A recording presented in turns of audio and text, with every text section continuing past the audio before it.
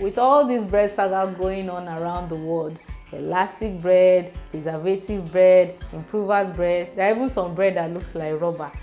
Baking bread doesn't have to be so difficult. I'm going to be showing you this easy, simple step on how you can make your own very own bread at home. Let's get started. First off, I'm going to sieve my flour. I'd advise you sieve your flour very well because some people do not sieve their flour. Then I'm going to pour yeast into warm milk. You can decide to use water. Then I'm also going to add my sugar. The yeast is going to feed on the sugar and it's going to activate.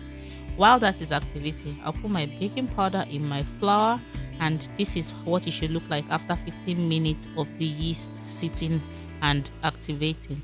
Then I'm going to pour in my egg. Please note that if the yeast does not activate, at this point I'd advise you discard it. After whisking properly, I'm going to pour in my dry ingredient, which is my flour and baking powder. Now I'm going to mix with my hand. If you have a mixer, I'd advise you use it, because using your hand would take longer. You need to mix this for at least 10 minutes. So I always set aside 50 grams of my flour or 60 grams so I can actually knead properly when needed. After mixing my dough, it looks like you've confused the batter. Then I'm going to put it on my surface by dusting my remaining flour on the surface, then knead properly. After kneading in my flour into it and the dough builds structure, I'm going to add in my margarine or butter depending on what you have. Here I'm just going to grease my bowl, then knead my dough to my heart content. Then after I'm done kneading it, I'm just going to transfer this dough into the bowl I just greased. This is to ensure that after rising and I poof it, I'll be able to pull it out of the bowl easily. So now that it's all puffed up, I'm just going to punch it down and knead it properly.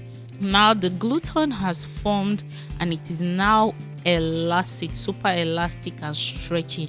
I'm just going to grease my rolling pin and roll the dough. Roll it properly.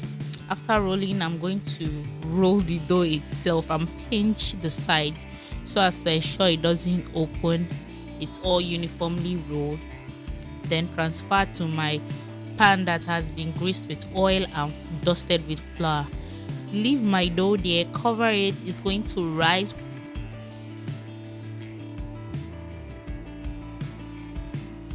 After rising, I'm just going to pop this in the oven for it to bake for 30 to 40 minutes. This is what the end result is like. This is what my bread should look like after everything.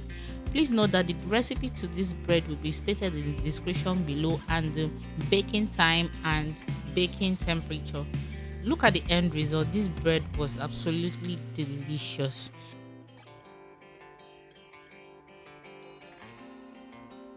You can adjust your sugar to whatever you want, and you can put more or put less. I chose less, but you can put more if you want to, depending on your taste bud.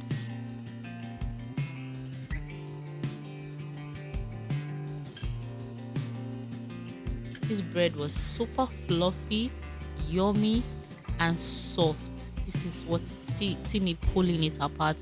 It was really yummy. Thank you guys for watching. I'll see you in my next video. Bye bye for now.